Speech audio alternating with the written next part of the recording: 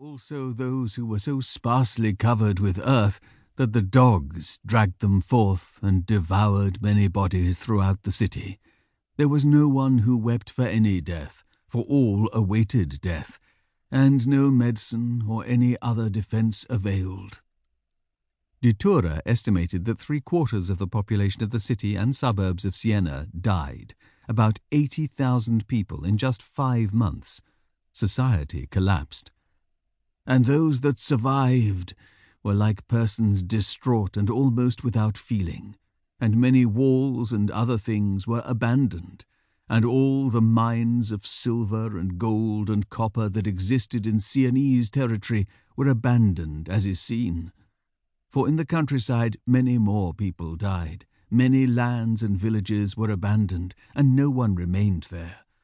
I will not write of the cruelty that there was in the countryside, of the wolves and wild beasts that ate the poorly buried corpses. The city of Siena seemed almost uninhabited, for almost no one was found in the city. And then, when the pestilence abated, all who survived gave themselves over to pleasures. Monks, priests, nuns, and laymen and women all enjoyed themselves, and none worried about spending and gambling, and everyone thought himself rich because he had escaped and regained the world. The story of plague in Siena and the testament of Agnolo di Tura graphically show the devastation that plague could cause. While the Black Death is an extreme example, sudden death at the hands of various infectious diseases was common for thousands of years, certainly from when we started farming and living in cities. Thankfully, it is now rare. Even though we rightly worry about infections like influenza, pneumonia, or COVID-19, their power does not come close to that of cholera, smallpox, or plague. Yet the details of the events in Siena reveal 2 other leading causes of death that we have also largely overcome, namely famine and war. The harvest failed in Tuscany in 1346, and hailstorms destroyed the crops the year after. Hungry, malnourished people moved from the countryside to the city in search of food, work, and charity. Their living conditions would magnify the effects of the Black Death, as the disease was swiftly transmitted in overcrowded and dirty neighborhoods. Famine kills mainly by promoting infectious disease and magnifying its dangers. So the plague struck Siena at its most vulnerable, following 2 years of famine. The city-states of Italy and their powerful neighbors like France, Spain, and the Ottoman Empire were routinely engaged in conflict with each other. Wars were endemic throughout Italy and the rest of Europe.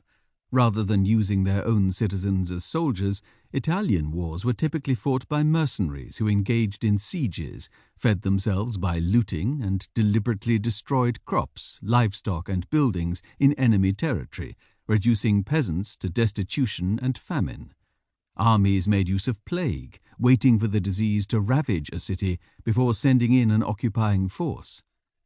Siena had been largely successful in warfare for hundreds of years, right up to the fateful 1340s, expanding their state to the coast. All this came to a sudden halt with the plague. Industry, construction, agriculture, and government simply stopped. When politics did resume, the city council was reduced in size by 1/3, as so many of the city elite had died. Tuscany was full of abandoned buildings, ghost towns, overgrown fields, and returning forest.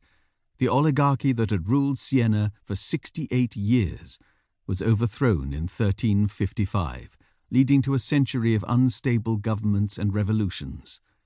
Unpaid mercenary companies took control of the countryside, terrorizing and looting. Taking advantage of the new situation, rival states began to eat into Sienese territory. The end finally came in 1555, when the Republic surrendered to King Philip of Spain, who promptly handed Siena over to their bitter rivals, Florence. It was not until the 20th century that Siena's population returned to pre-plague levels, which is one reason why it has preserved its beautiful medieval city centre. The cathedral remains unfinished.